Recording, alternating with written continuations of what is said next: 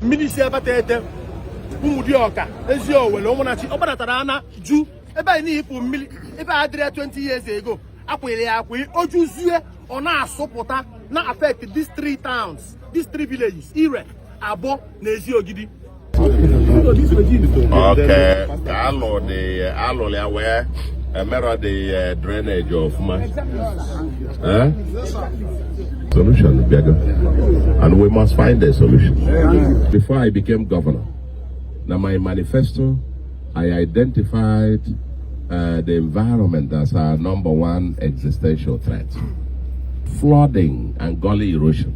I did make this point that people are building roads, putting drainages, but without termination points.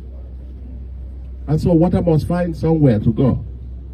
But you must also then have nti, after every maybe 500 meters or so, a gunti, which is desilted every year, so that the speed of water jabia will be slowed down.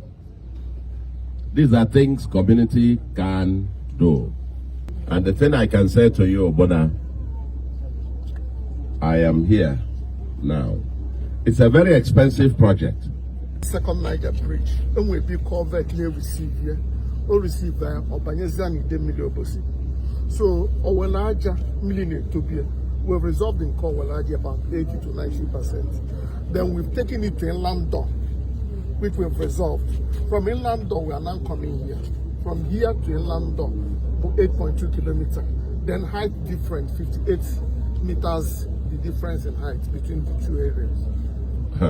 8-point-something kilometers of drainage and height, ordinary gutter.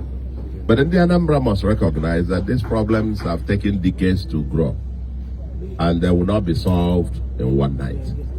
Man, we appreciate the fact the